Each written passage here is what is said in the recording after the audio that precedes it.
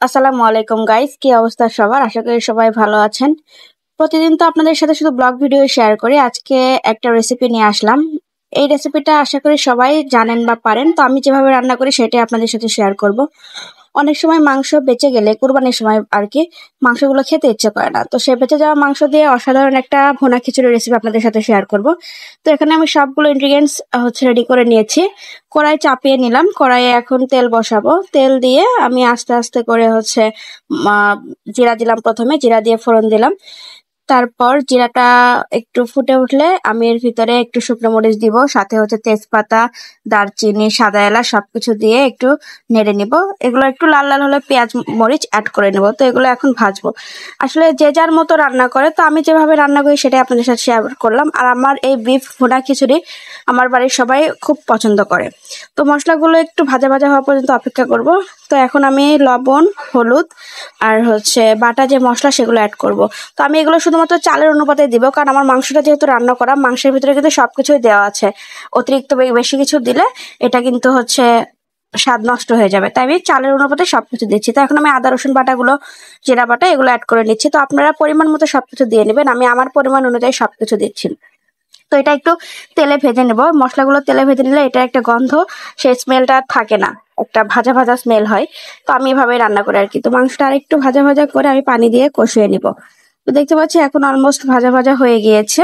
তো এখন আমি এখানে একটু হালকা পরিমাণে, খুব বেশি যে তাও না, একেবারে অল্প তাও না, সামান্য একটু পরিমাণে পানি অ্যাড করে দিব, যেন মশলাটা থেকে গন্ধগুলো চলে যায় এবং মশলাটা ভালো মতো কষানো হয়। তো আমি এটা তেল উঠে আসা পর্যন্ত কষাবো। তো কষাচ্ছি, কষানো হয়ে গেলে আমি চাল অ্যাড করব। যখন এটার ভিতরে তেলটা চলে আসবে তখন এর মশলাটা পারফেক্ট ভাবে কষানো হয়ে যাবে। আর এইভাবে মশলা কষালে কিন্তু অসাধারণ টেস্ট লাগে। তো মশলাগুলো কষানো শেষ, আমি এখন চাল আর ডালগুলো ঢেলে দিচ্ছি। আমি কোনো কিছুরই পরিমাণ শেয়ার করছি না, কারণ পরিমাণটা আমরা সবাই জানি। তো কে কিভাবে রান্না করেন জাস্ট বলবেন, আমি এভাবেই আমার রেসিপিটা কমপ্লিট করি। তো আমি এই চাল আর ডালগুলো ভাজবো যতক্ষণ না পর্যন্ত সাদা সাদা হবে, কারণ এই খিচুড়িটা ঝরঝরা হবে তখনই যখন এটা ভাজাটা পারফেক্টলি হবে। তো ভাজা মোটামুটি শেষ। এই মুহূর্তে আমি পানি ঢেলে দিব। তো আমি রাইস কুকারে আগে গরম পানি করে রেখেছিলাম, সেই গরম পানিটা এখানে ঢেলে দিচ্ছি।